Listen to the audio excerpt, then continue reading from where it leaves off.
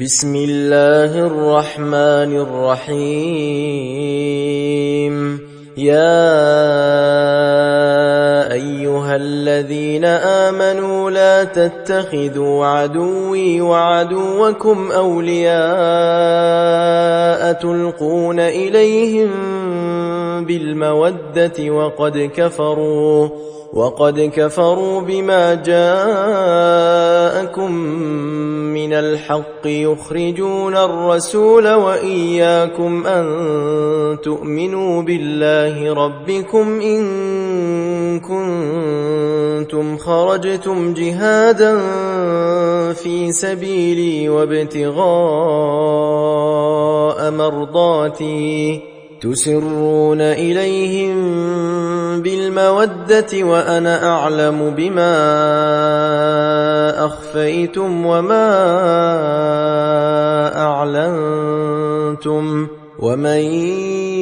يفعله منكم فقد ضل سواء السبيل. إن يثقفوكم يكونوا لكم أعداء ويبسطوا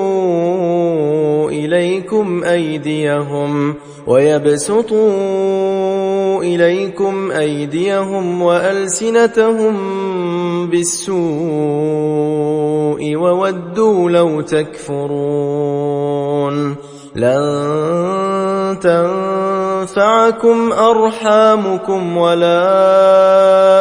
أولادكم يوم القيامة يفصل بينكم والله بما تعملون بصير. قد كانت لكم أسوة حسنة في إبراهيم والذين معه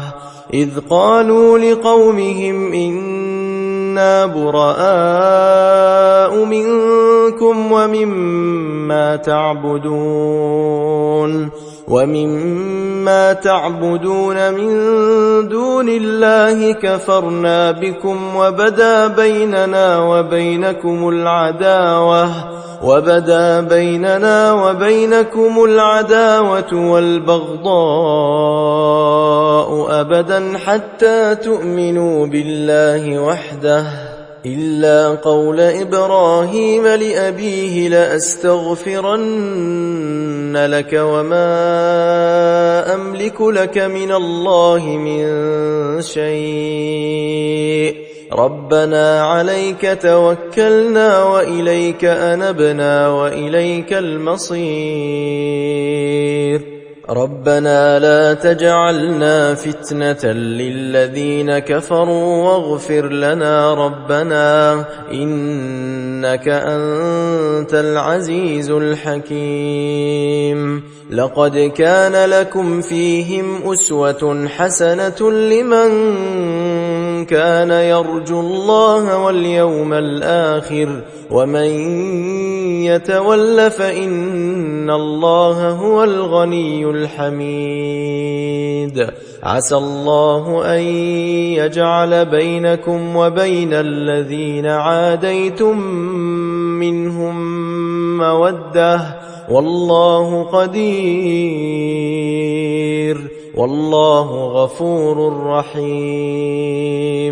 لا ينهاكم الله عن الذين لم يقاتلوكم في الدين ولم يخرجوكم من دياركم أن تبروهم وتقسطوا إليهم إن الله يحب المقسطين. إنما ينهاكم الله عن الذين قاتلوكم في الدين وأخرجوكم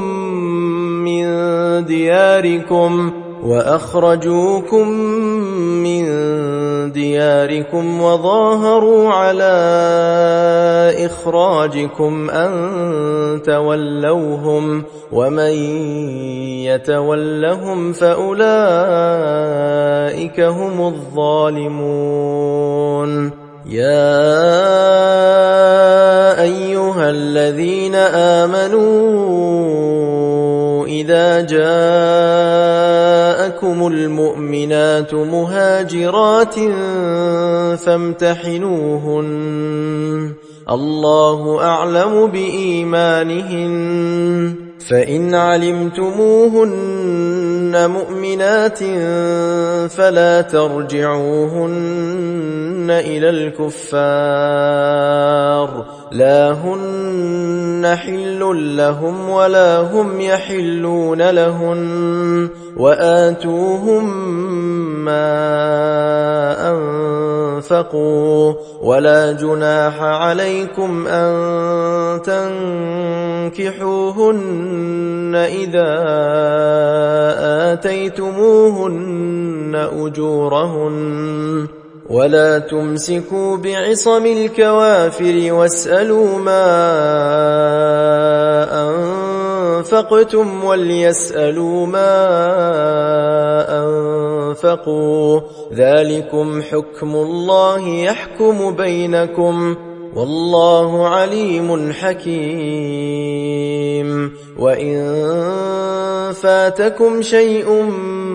من أزواجكم إلى الكفار فعاقبتم فآتوا الذين ذهبت أزواجهم مثل ما أنفقوا واتقوا الله الذي أنتم به مؤمنون يا أيها النبي إذا جاءك المؤمنات يبايعنك على ألا يشركن بالله شيئا ولا يسرقن ولا يزنين ولا يقتلن أولادهن ولا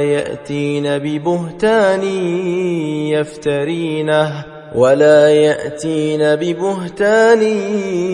يفترينه بين أيديهن وأرجلهن ولا يعصينك في معروف فبايعهن واستغفر لهن الله إن الله غفور رحيم يا أيها الذين آمنوا لا تتولوا قوما غضب الله عليهم قد يئسوا من الآخرة كما يئس الكفار من أصحاب القبور